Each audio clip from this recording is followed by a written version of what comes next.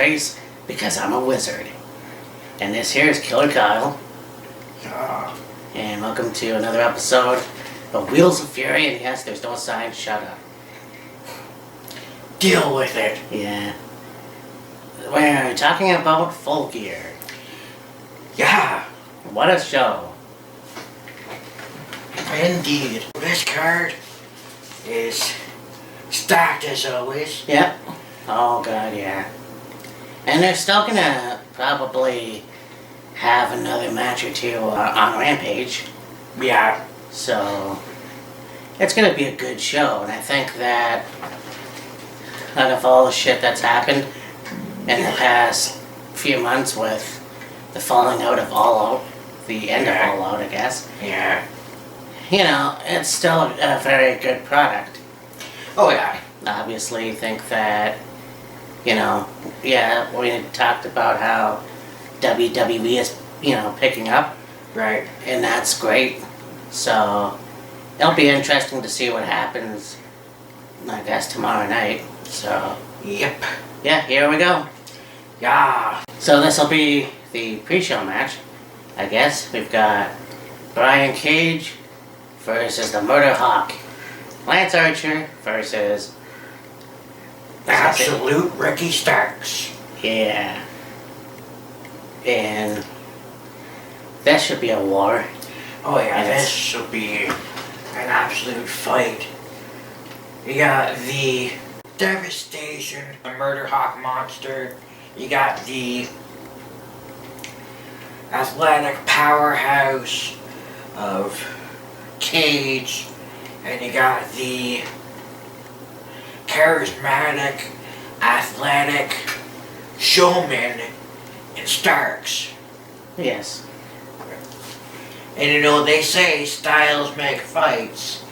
Well, this should be a epic fight. I think so. Yeah. I mean, it is the buy-in, but still. Yeah. Yeah, as for a winner, you know, I know Cage just came back, Right. and I mean, he's still a hell of a wrestler. Yeah. I mean, so did Lance Archer. Right. I honestly, it's almost one of those things, like one of these things don't. One of these things is It's not like the other. Like, you got two big badass motherfuckers. Yeah. And the Murder Hawk monster and the Machine. And Ricky Starks. Yeah, exactly.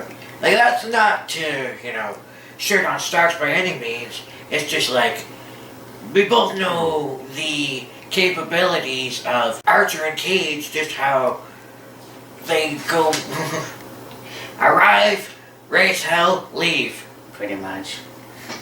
Although, it's weird how up until Cage took that hiatus, he was just an absolute fucking wrecking machine. Yeah.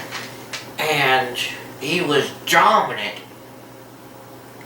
He, you know, they gave him the FTW championship, which they fucked the dog with that one. Mm-hmm. Yeah. At least now the FTW championship is of relevance. Well, Starks made it relevant, and now Huck seems to be carrying on that relevancy.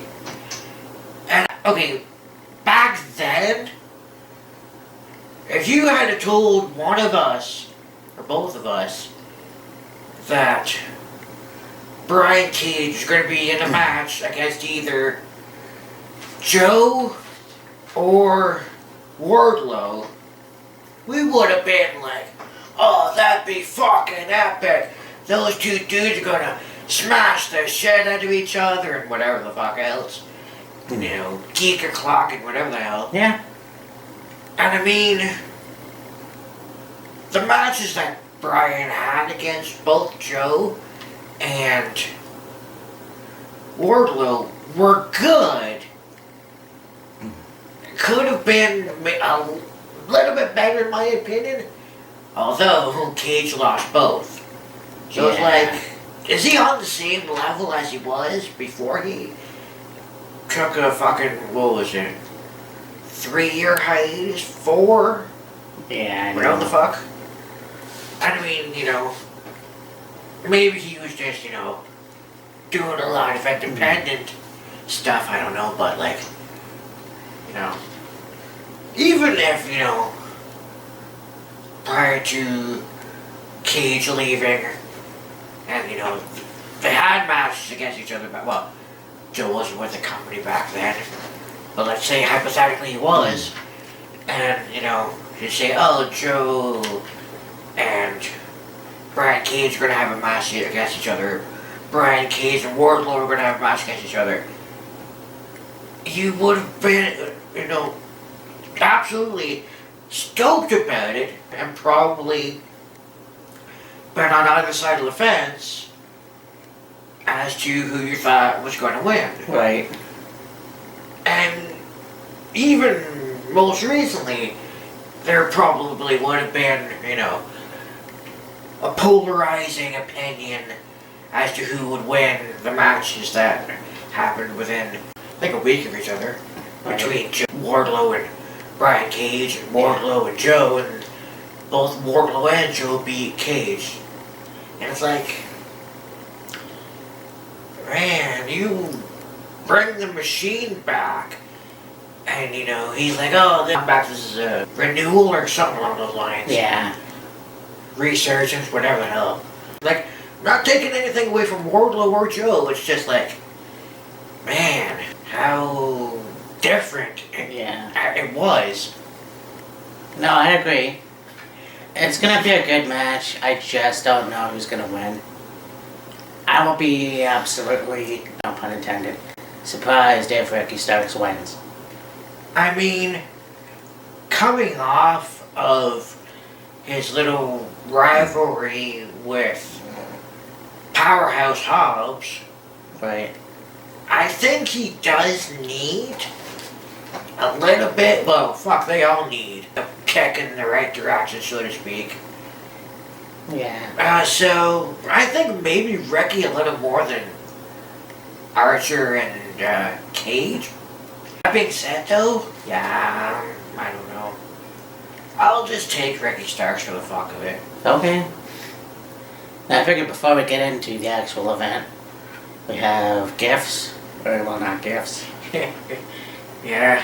Matt came up to my apartment yesterday and we were talking about what we were going to do for dinner tonight and an idea for a video we want to do and some other things, and he got talking to me about how he's got this tasting beer trio.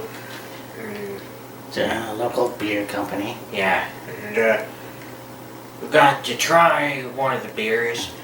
So it's like, alright, my turn. Hell yeah, brother. So as per last time, when we did, what was it? The double pay-per-view thing. Oh. I'll look it up, but I can't remember. Anyway. Yeah. Molson time! Hell yeah. Because we are drinkers. In case you haven't clued in by now. Yeah. Awesome.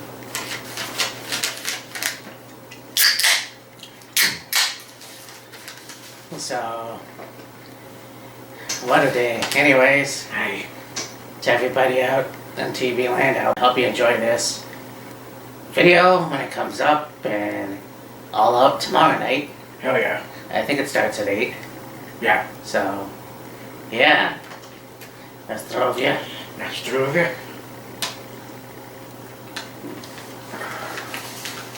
Oh yeah. And here we go.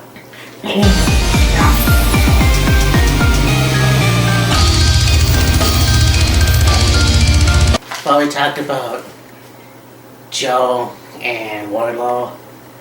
So what the hell? Let's go with this match. We've got Samoa Joe versus Wardlow versus, well, Powerhouse Hobbs. Yeah. Joe, Wardlow, and Hobbs. I think it's for the TNT Championship. Right, yes. It's interesting how this all went down. Because it seemed like they were going to start a rivalry with Wardlow and Hobbs. Like, okay, cool. Wardlow and Hobbs, they can have a fucking hell of a good match. Yeah. And it was last week that, Joe or Wardlow had a match against, I think it was a member of the firm. I think it might have been Lee Moriarty. Okay. Anyways, and beat him. Then, Wardlow called out Hobbs. Hobbs came out, and Wardlow was like, "Get your ass in this ring. I want to kick your ass," and all this other stuff. And he said, I'm dominant, and I can take every title in this company." Well, Joe, that didn't sit too well with Joe, and Joe clobbered Wardlow in the back with the championship, choked him out, which led to this match. It was interesting because I was watching the interview with Tony Schiavone and Samoa Joe. Yeah. And Joe was like, you remind me of my former boss, Paul, and we never got along. And stuff like that. I was like, Yeah. shots fired. Yeah. I mean, when you really think about it, WWE and AEW, yeah, they're kind of like they're still a rival company, Yeah. but it's nothing compared to WCW and WWF, I guess. So, I mean, sometimes they take digs at each other. It's very subtle sometimes, and sometimes It's blatantly obvious. yeah. This match is going to be good too. Honestly, I still see Joe go over.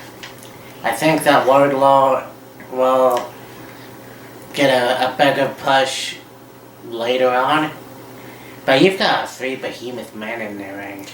Oh yeah, there's gonna be some meat slapping on that match. Yeah. Put another steak on Barbie. So. You say Joe's gonna go over? I don't think that they should put the TNT title on Joe just yet. I'll say that Wardlow retains. I mean, it'll be a great match for sure. And I think if you're going to put an AEW title on Joe, have him drop the Ring of Honor Television Championship first. So that leaves either Wardlow retains or you put the title on Hobbs. Thing is, having seen very, very little of Hobbs over the last year plus, Yeah. as far as I'm concerned, he ain't ready Okay. for a title, so Wardlow returns.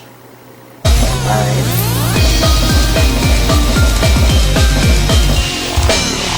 So this rivalry came about off of a swerve. And initially, Jungle Boy was out with an injury, and he had Luchasaurus with Christian, and it's like, okay, Christian's turned Luchasaurus into this unstoppable ass-kicking machine heel, so to speak. Yeah. It's like, okay, Christian's the mouthpiece, and Luchasaurus is the muscle behind the brain, so to speak. And that went for a while, and then Jungle Boy came back, and it's like, oh, alright. Luchasaurus is gonna keep Jungle Boy from attacking Christian. Luchasaurus stepped aside. They had a war of words. Christian got his ass beat quite a few times by Jungle Boy. Yeah. And then it ended up being, it was all ruse, I guess, on the part of Luchasaurus, going back to Christian, and they beat up Jungle Boy a few months ago at a pay-per-view, and chokeslammed him on the grate, and then, Christian pinned Jungle Boy, and then, Jungle Boy wanted to get revenge on Luchasaurus. They had a match against each other. Christian got involved. Luchasaurus ended up winning. And then last Friday on Rampage, Jungle Boy challenged Luchasaurus to a steel cage match for... Yeah. That match they had against each other was pretty damn good. You throw a steel cage element in there. Ooh, buddy. I mean, I kind of wanted to call Luchasaurus Big Show for a while because it just seems like he turns heel in Jungle Boy. Then there is the thing where he came back, rejoined Jungle Boy, and now he's back with Christian. Yeah. So I don't understand. I mean, why do that? I don't understand. Jungle Boy and Luchasaurus were a good team. You know, Jurassic Express was a great take team. Yeah. It's just, why would you go that way? Why would you tease that? Yeah. It doesn't make sense. I think seeing Luchasaurus as a heel is a good thing. Oh, yeah. Only because you had two baby faces in Joe and Wardlow, and now you got Wardlow. Maybe there is too many monster heels in AEW. I don't know. I guess.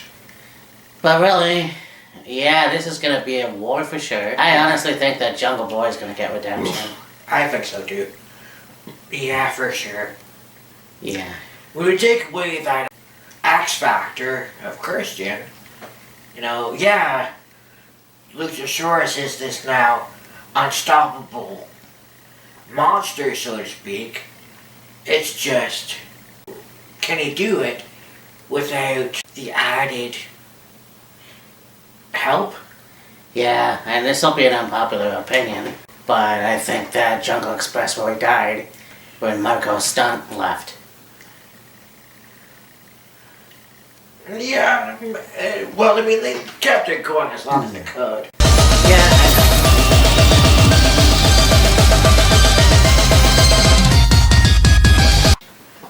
we've got returning, well, with a new name, Saraya versus Dr. Britt Baker, DMD.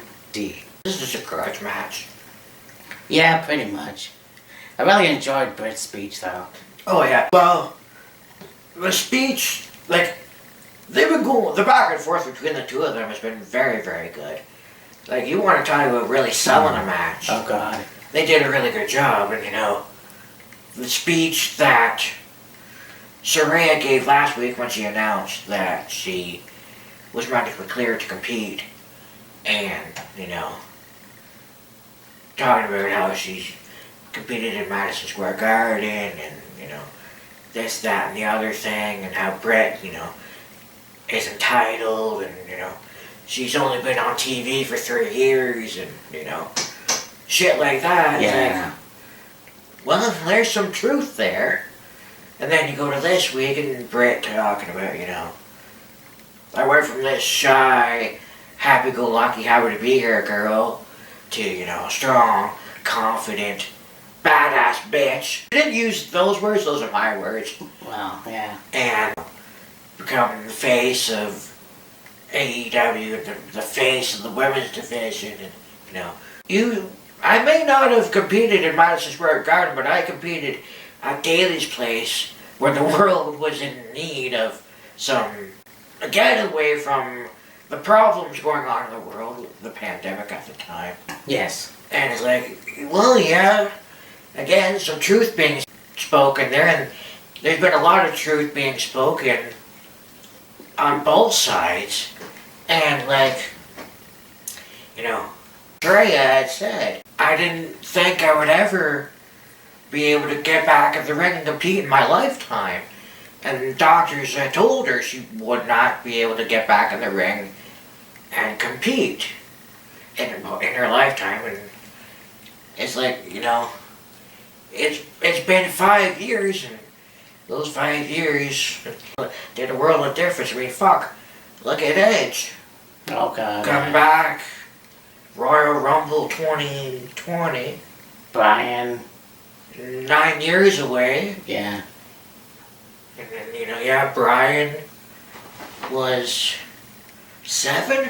About, yeah. So, I mean, yeah, a little longer than her, but, you know, she had spinal stenosis, Right. she had very little fluid in the spinal column, on the spine.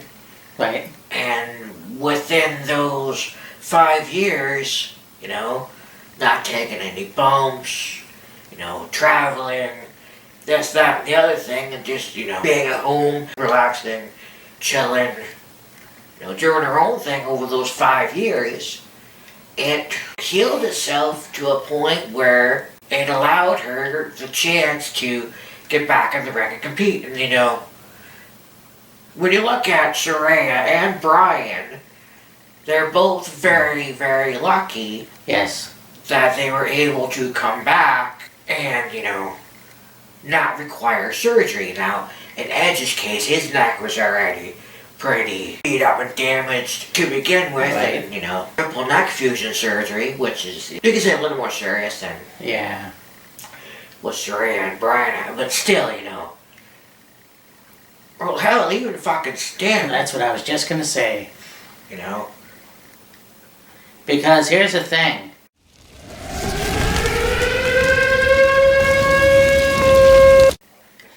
You have Sting coming into WWE.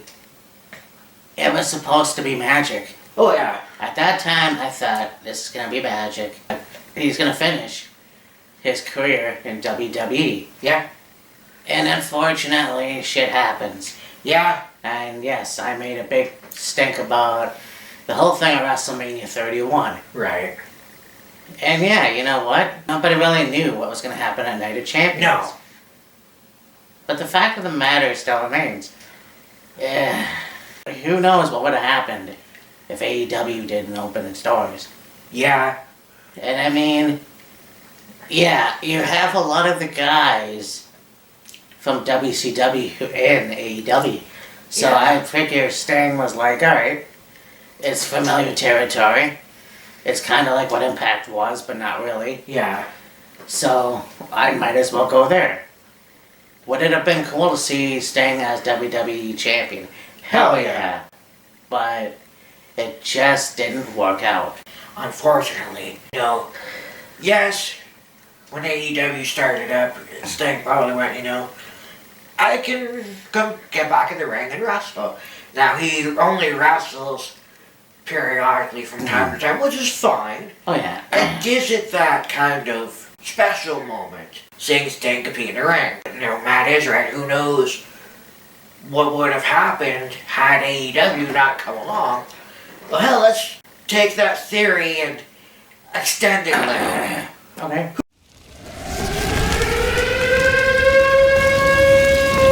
Who the fuck knows the potential for Sting and what he could have done and how long he could have went had that injury not happened in WWE. I know. And, like Matt said, shit happens. Rollins wasn't intending to hurt Sting. We watched the Untold where Sting and Rollins were talking about that match and Sting was just like, it's my fault. He took the buckle bomb the first time and everything went fine. And then on the second one, he opened up too much, overextended, whatever the fuck. Oh yeah. And, it happened, You say the same thing in the case of Mercedes and Saraya. Yep. Mercedes wasn't intended to injure her. It was just, Paige hit her with a clothesline in the corner, I think, and turned her back. Mercedes kicked her in the back or got her knees up with a move. I think it was a kick in the back, and it just, I think it gave her a whiplash effect. Yes. And then, unfortunately, it ended her career at that time. Yeah, and it was on the Chris Van Fleet show. You had Saraya go, yeah, as soon as I was cleared, the first person I contacted was Mercedes. Yeah. And, I wanted to just say, hey, I'm cleared. I want you to get that out of your mind now. Like, be at peace. Because obviously that weighed on Mercedes. Oh, that hung over her head for many years. Not only the fact that it happened and she obviously would have felt bad at the time of it happening, but also the backlash from fans about it, Yeah. blaming her for it. It's like, Yeah, I know. and you even watch, was it 24? No. The little documentary series. And Mercedes talked about it, and she said, you know, it weighed heavily on my mind, and it led to basically a downward spiral. She was, you know, depressed, and, you know, was in her own head, and, you know, talking about how when her and Bailey defended the titles at WrestleMania, you know, just feeling numb, feeling nothing, just like the lights are on but nobody's home, Yeah. so to speak, and, you know, just, you know, breaking down and crying as she's talking about it. It's like, man, that's gotta fucking suck. You know, accidentally injure somebody in a match and just not only feeling like shit because, you know, you injured your opponent, accidental, but, you know, the heat and the backlash you got from fans about it and just fucking with her so goddamn mentally that she was like, I need to get away, I need to, you know, leave. And yeah, she also talked about how, you know, she was in the spotlight for so long, being a suspect, autographs, on TV, championships, appearances, blah, blah, blah, blah. It's like, doing that for so long, it's like, I never had an opportunity to be me, be Mercedes. When she did it, at that point in time, you know, it may not have been on the best of terms, but, you know, she needed to do it. She, you know, spent some time in Japan, and, you know, I'm sure traveled a lot, and, you know, just spent some time with her family, just, you know, clear her mind, think about nothing else but just herself, her family, you know, things she wanted to do, things she wanted to accomplish. She even, you know, spoke quite openly about, you know, getting therapy as well. And then, you know, when the timing was right, she came back. Yeah. Now, of course, shit again hit the fan, and well, we won't get into that. But yeah, this match I think will be a very good match. Right. I'm going to put it out there. I think Saraya's going to win. Interesting. Yeah, I honestly don't think it's time. She just came into the company. It's not like WWE where you go in and you automatically get a title shot with PJ Lee. Well, yeah. I mean, again, that could be possible, but I just don't see it. You know, yes, they could have a long-standing feud, Yeah. but this will, you know, I'm going with Baker on this one. Britt's gotta be, and I think she is the longest AEW Women's Champion. I think so, yeah. So, yeah.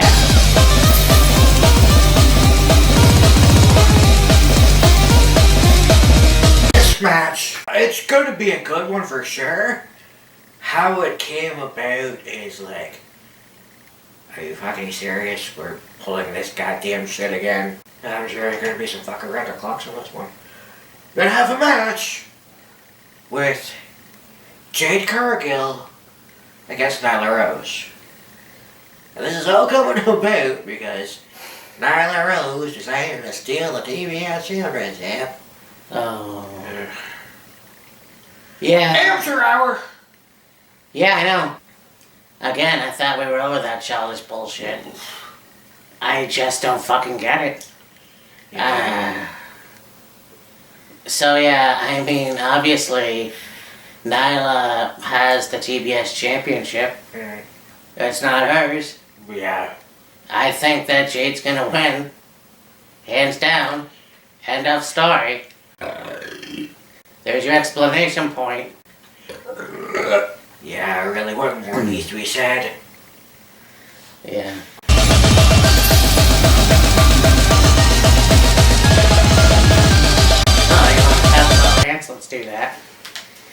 because we just talked about Sting. So why not talk about this match? Sting and Darby Allin versus Jay Lethal and a returning, well, a debuting Jeff Jarrett. Yeah. So let me get this straight.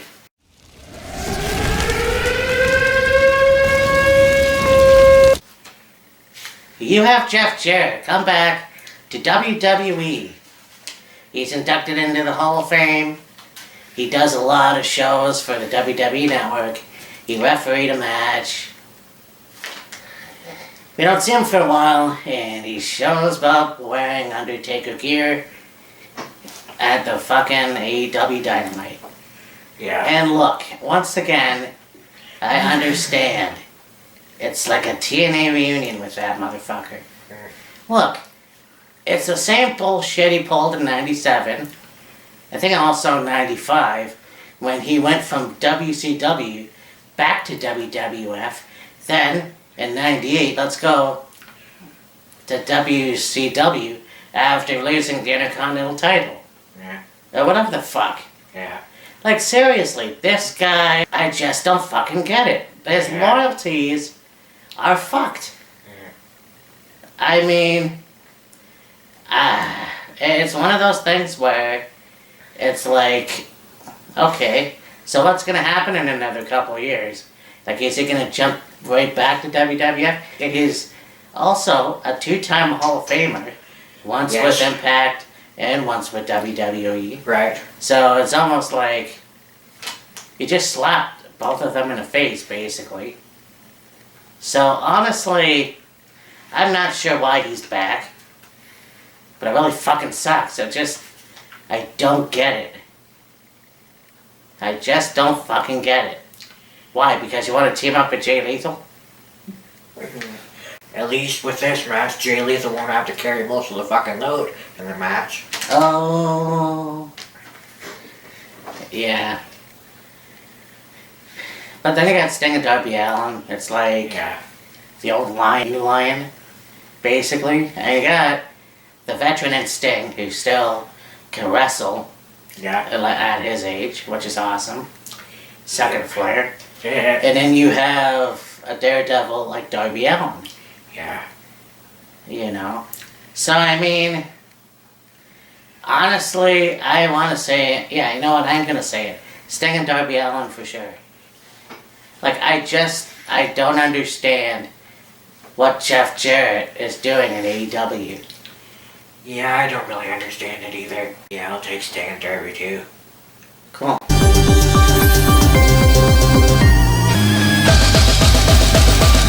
This match, I think, will be a really, really good match. I'm interested in seeing what these two ladies are going to be capable of in the ring. The interim AEW Women's World Championship is going to be defended. Toni Storm defends against her former best friend, former roommate, Jamie Hayter. The thing that I found really interesting is they were talking about how during the pandemic, Toni Storm and Jamie Hayter roomed together, and they, were close and, the best of friends.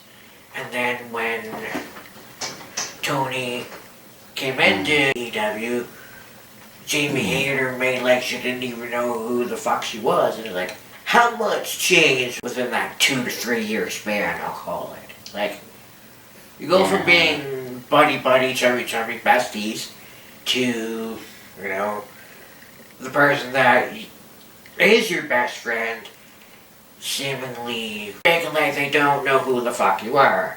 It's like, how does that work? Oh, yeah, well, women are catty. But anyways, well, yeah. You look at the whole thing in that Toni has had a much better career in AEW. So far. I mean, yeah, so far. It's unfortunate because she had so much potential in WWE. And you saw her in NXT UK. Right. It was pretty good. Yeah. Unfortunately, Old Man Vince had a hold of her when she came to SmackDown. Yeah. And I can't imagine what. Shut up, down! You know, I think that, you know, she could have been the SmackDown Women's Champion at some point. Okay, so that's fine. Now that she's in AEW, she's doing much better where she is. Yes. She has the title. Very cool. So, honestly, don't see Jamie Hayter go over. No. No. It's gonna be Tony time. Still. Yeah. Like, Jamie Hayter is absolutely fantastic in the ring. She is an okay talker, Yes. but she's absolutely fantastic in the ring. It's just, I don't know, there needs to be something to get her to put everything together and be like a complete package Yeah. before, like, it's not saying that doesn't deserve the championship. It's just like something's missing. I don't really know what it is, but something's missing. Like, she's got obviously the personality. Yeah. She's got the charisma. Like I said, she's talented in the ring. She's good at talking. When she does talk, which is very little. Yeah. But like, there really isn't too much that stands out and is like, oh yeah, I could see her being the next AEW Women's Champion, interim or otherwise. No. No, that's a sad fact. I mean, Yeah. if she went on her own instead of being with Rebel and Baker, then, I mean, who knows? I mean, we'll see what happens in the future, but she can do a lot more, Oh yeah. you know. And alright.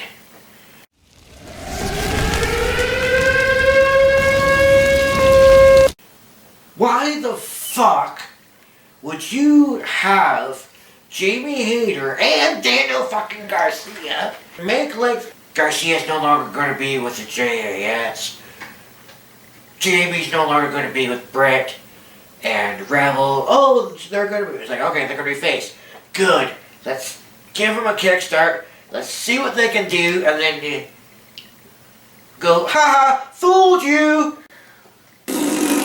Like, what, were you trying to get them to be more hated? Or what the fuck? Yeah, Ty and Sammy are doing a good job at that anyways. Yeah. Like, you had a good thing going, and it's like, nah, Yeah. it's not gonna work. Well, Yeah. Alright, anyway. Yeah, as my friend would say, go suck a donkey.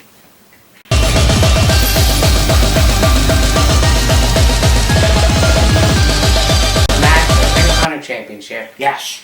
We have Bryan Danielson versus Chris Jericho versus Claudio Castagnoli versus Sammy Guevara. Yeah. So, you know, I never in a million years thought that Chris Jericho would ever, and it's kind of funny because it's almost like cheating in a way. Yeah. He never stepped foot in Ring of Honor in his career, yet he is the Ring of Honor champion. I know. And, I mean, you have him deface the former company. He took out Bobby Cruz. He's been trying to take out even Riccaboni.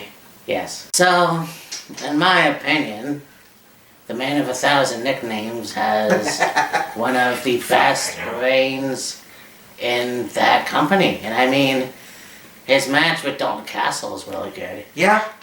You know, I don't know how long they're going to have him as the championship, you know. That's the champion, yeah. So, I mean, it could be this match that finally gets it. And we know that Bryan is a wrestling machine. Oh, yeah. This guy is one of the best wrestlers and a part of the best stables in the Blackpool Combat Club. Yes. You know, well, I mean, so is Claudio. Oh, yeah. Yeah, and I mean, Claudio's already been the recent Ring of Honor champion. Yes. In fact, I believe, it was the first time in his career, even before, Yes. so when he was in Ring of Honor. So, I mean, that's Yeah. kind of sad. Honestly, don't see Sammy go over, although I think people hate his fucking guts. Seems to be. Probably will win. Yeah, just to piss people off more. Yeah. I had a feeling this match is gonna be Claudio and Brian are gonna do their best, take the title from Jericho, win the title, and Sammy and Chris are gonna do whatever it takes to either keep the title on Jericho or have Sammy win. Yeah. That way, at least, the title stays in the Jericho Appreciation Society. That being said, I do agree with you. Like, I don't see Sammy winning. If he does, people will be pissed. I don't see Cesaro winning it again. So that leaves Jericho and Bryan. If there's a way Jericho can retain, more likely going to retain, or somehow maybe Bryan pulls off an upset. The matches that those two have had, Oh, they've been absolutely the fat. matches in AEW or WWE. Oh, yeah. Although I think they've only had maybe 2 matches. It doesn't matter. The Yeah. fact remains that they really had some stellar matches Oh, yeah. in All Elite. So, Yeah. honestly, if either one wins, like if Jericho retains or if Bryan ends up winning and once again becoming the Ring of Honor champion, as he was back in the day, Yeah. hell, I would love to see the American Dragon versus the Ojo. Yeah. So, it's gonna be it's gonna be a toss-up between Bryan and Jericho. Nothing to take away from Claudio or Sammy, although Sammy has dug his own grave. Yeah. But I honestly will pick those 2. Same. So, drink it in, man!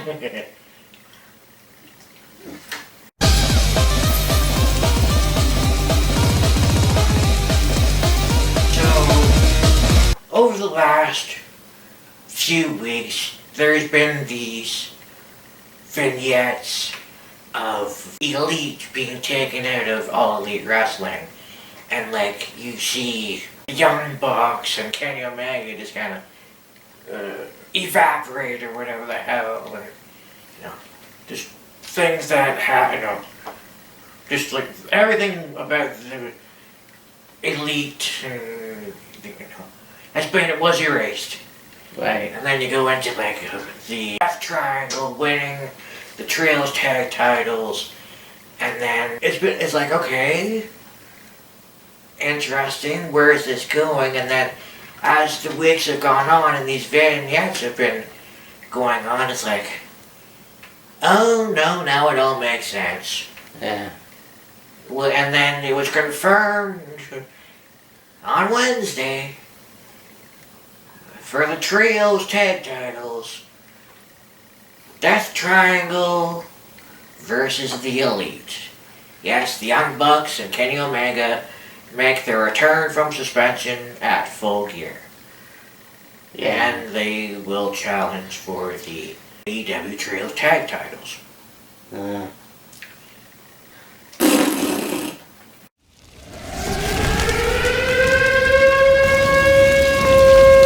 I mean, so Jimmy Corderas had a good point. He did the reffing rant. And he had said that it would have been much better and more impactful because everybody knew. Everybody and their mother knew that it was going to be the Elite coming back. Yeah. Because we saw the vignettes, as Kyle just said. So we knew that. It didn't need to be brought out in Dynamite this past Wednesday. We could have had that surprise at the pay-per-view, but nope, we couldn't do that. Look, I don't entirely blame Tyson, Nick, or Matt No. for what happened at All Out. No. They were a part of it. Yeah. And I'm still fucking, you know, pissed off that Phil had a lot to do with it too. Yeah. Much to do with it. Yeah. But whatever. Okay, so you bring the Elite back. Okay, here's some of these guys that had just won the Trios Tag Team Championships for the first time. Yes. And then the whole thing happens backstage at the press conference or wherever. And then they have been stripped of the titles and suspended. Yes. Why are you fucking rewarding them by just giving them a title shot willy-nilly when they... Have you not fucking heard of work your way back up? Get in the back of the line. Yeah, I do see your point there. I mean, I was watching, I think it was What Culture, a news update thing. They were talking about, oh, the investigation is complete and, you know, the Young Bucks and Omega are innocent and, you know, they didn't really have much to do with it and all this other stuff. I was like, okay, that's all well and good, you know, it was what it was. Yeah, you would have had a feeling that you know, they were going to return at some point. You know, it's Full Gear, which is fine. Nothing wrong with that. And I do see Matt's point of, you know, you could have left it as, you know, a mystery a little longer and then, you know, say you have Death Triangle come out, do their entrance there in the ring. It's like, alright, who's gonna challenge the Death Triangle for the Trios Tag Titles? And then, like, the lights go out, and then there's like a bit of a hesitation, and then like you hear Super Kick Party, and the music hits, and they come out, and then, you know, Kenny comes out, and, you know, it's like, alright, okay, it's the Elite, and whatever. They did it the way they did it, it is what it is, whatever. I know. I'm more than likely gonna shock the shit out of you, and shock the shit out of people watching this. It's what I had on my mind for at least for a little bit. Right. Elite get the tag titles back. Well, yeah, I'm gonna go with Death Triangle. These guys have been on a roll. And I know that Orange Cassidy just beat Pac for the All-Atlantic Championship. Yes. So they're still the trios you know, so why not stick with that? If you're gonna put the titles right back on the Elite, then do it at the next pay-per-view. There is no fucking hurry. No, there's not. However, the way things have been going the last little bit, and maybe they'll drag it out a little longer, what's not to say at some point Pac turns on the Lucha Brothers, split up the Death Triangle, turn Pac heel. I mean, you know, he's had, you know, a few matches where he's, you know, grabbed the ring bell hammer and used it to win matches, and, you know, he was trying to talk Phoenix into using the hammer to win a match. And Right. Phoenix didn't want to do it, and, like, I mean, it'd be kind of stupid to build up, you know, plant the seed, like, oh man, Pac is, you know, using dirty tactics and being a heel, and, you know, yeah, like, don't get me wrong, Death Triangle, they're an amazing team. It looks like, though, that they may be in the works to turn Pac heel. Right. And it'd be kind of dumb, not kind of, it would be dumb and stupid to, you know, start something with that and then just completely forget about it. Yeah, well, I mean, agree to disagree, I guess. But we'll see what happens on tomorrow. Yeah, we'll see what happens come the show. Come showtime! Showtime, yeah.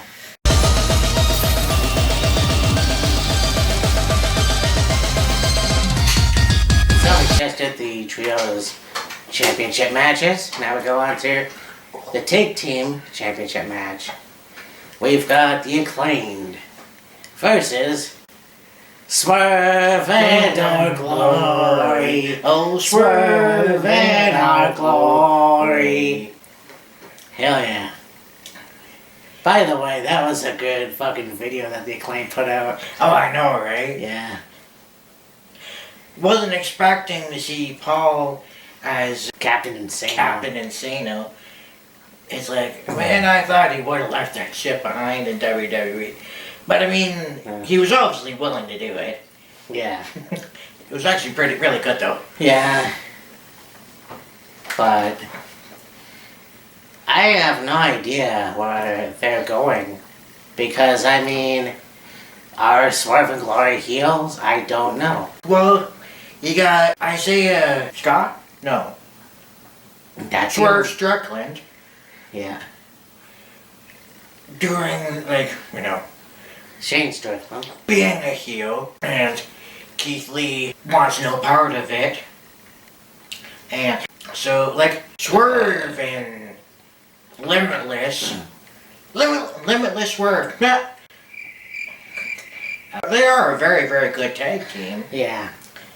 when they're on the same page. Right.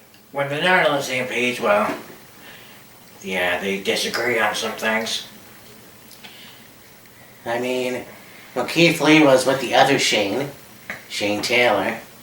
Yes. You know, they're a heel, I believe. They're pretty cool. And Ring of Honor, two powerhouses. Mm-hmm. You know, we won't even talk about the Bearcat. Ha ha! Yeah, really. So, I can see Keith as a heel at some point. I'm sure he will join, you know, the dark side, if you will. And no, that's not racist, so fuck off. Yeah. So, it's kind of like, it's gonna be a really good match because I love the Acclaimed. They're entertaining as fuck. Oh, yeah. You know, you got Billy Gunn in their corner. Mm-hmm. And yeah, you know, coming to the ring with the finger foam as a cock. That was interesting. Yeah. But honestly, you know, as much as I like Swerve and Our Glory, I can see the Acclaimed retain. Oh, I can too. Yeah, I mean, nothing to take away from, you know, Swerve and Our Glory. It's just, they may have it again. Or, let's see this. I'll throw you a Swerve. Shane turns on Keith. I was literally just fucking thinking that, bro. Yeah, bro, yeah. Yeah, oops. We missed that one. Foul! But you're talking about how Keith Lee turned heel and joined the dark side, so to speak. Right. You also could see Swerve turn on Lee and, you know, have a rivalry there with that. Keith Lee against Shane Strickland. And, you know, maybe, I don't know, Swerve tries to do something heel-ish and Keith Lee stops him or something happens that causes the Acclaim to retain the tag titles. Yeah. And, you know, Keith Lee gets pissed or Shane gets pissed and turns on Keith Lee and beats the shit out of him or whatever. You know, it's a possibility. Yeah.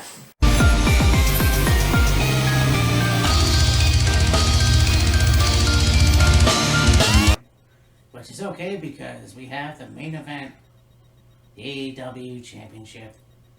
Jon Moxley versus MJF, Maxwell Jacob Friedman. Yeah, and after his match with Wardlow, where he absolutely got his ass handed to him, it was a one-sided ass whooping. He left the company for a little while, and then returned at. They had that ladder match for the champion, the poker chip, Yeah.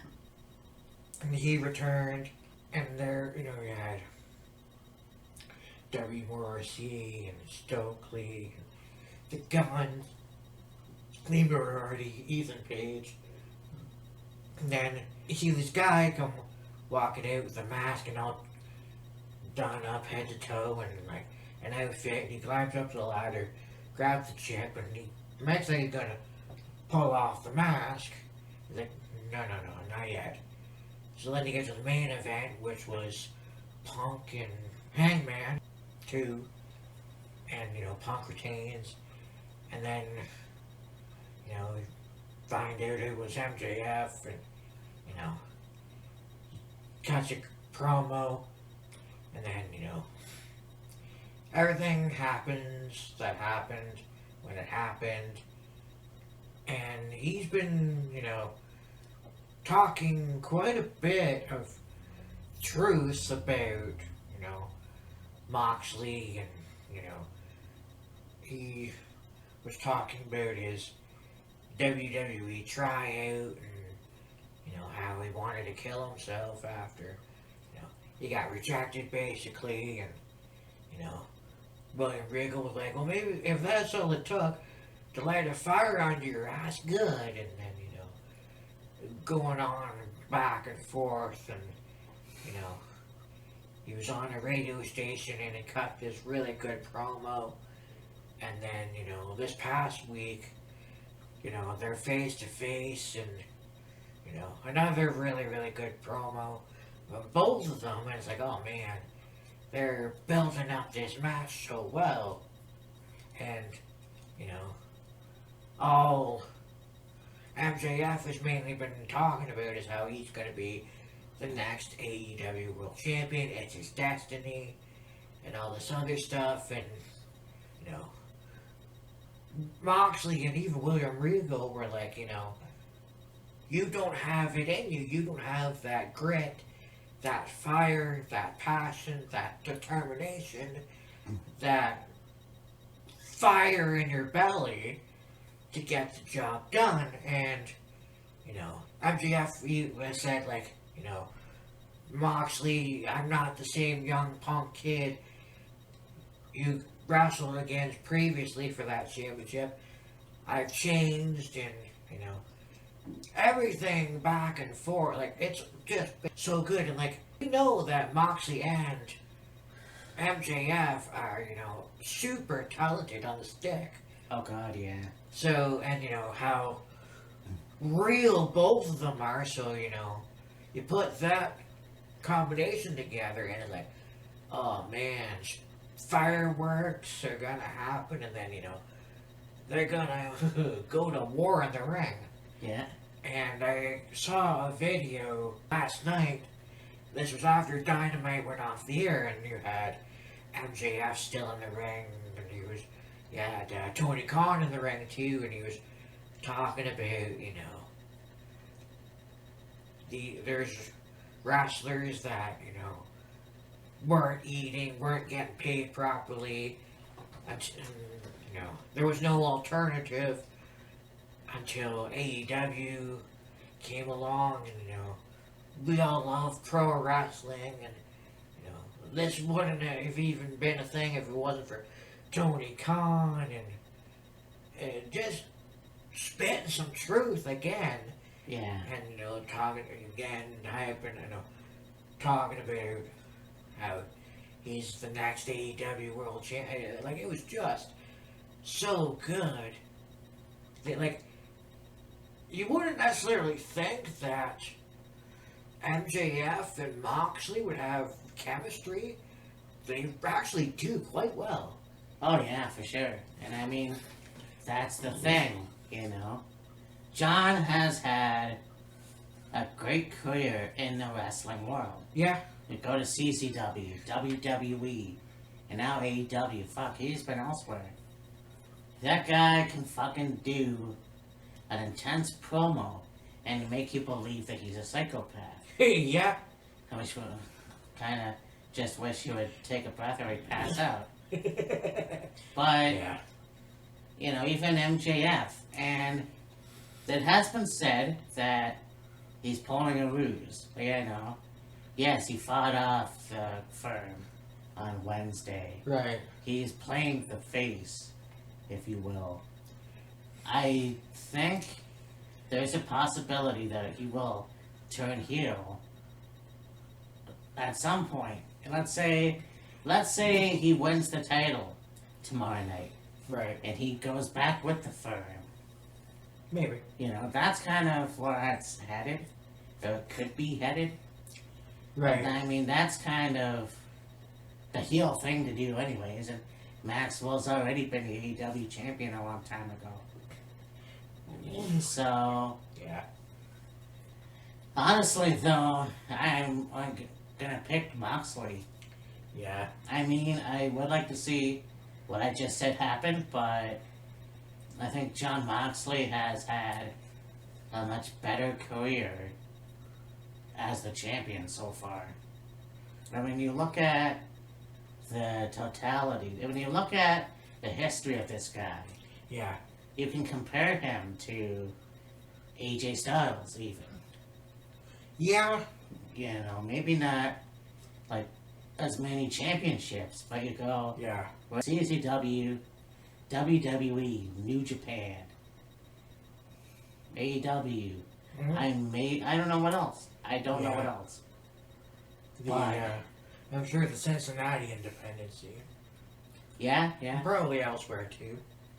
You know, one of the guys who was, like it or not, Grand Slam in WWE. Yeah. So, it's there. Yeah. You know, I'm torn, to be honest with you. As great as MJF is, I don't know if he's like on that level to be AEW champion. Right. Like, you know, he's great on the mic, he's great in the ring. You know, if this is a face run, if you will, I'd say string it out a little longer and then maybe throw the title on him. Okay. I mean, is there still that possibility that, like, he will join the firm again and, you know, be a heel? Possibly. I mean, even in his promo on Wednesday, made the reference of the greatest trick the devil ever pulled was making people believe he didn't exist. Oh, yeah. So, I don't know if that was a hint at something, maybe, or maybe it was just like, I'm gonna bring the devil out of me to take that title from you, Mox. Who knows? Right. But I'm gonna take Mox to retain. Sounds good. So this was Full Gear. Mhm.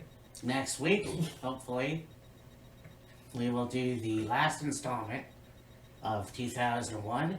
Yeah. ECW Guilty as Charged. Yep. The last ECW pay-per-view, Yeah. which leads into Survivor Series War Survivor Games. Series War Games. Yes. Then we have Deadline. Yep. And I'm not sure about Impact. Yeah. So, yeah, this is going to be a good pay-per-view. Mm-hmm. Well, very stacked. Oh, yeah. And that cage match is going to be a killer. Oh, yeah. So, for me, Matt, this is Killer Kyle. We bid you adieu. Goodbye. And Good good night. Bang!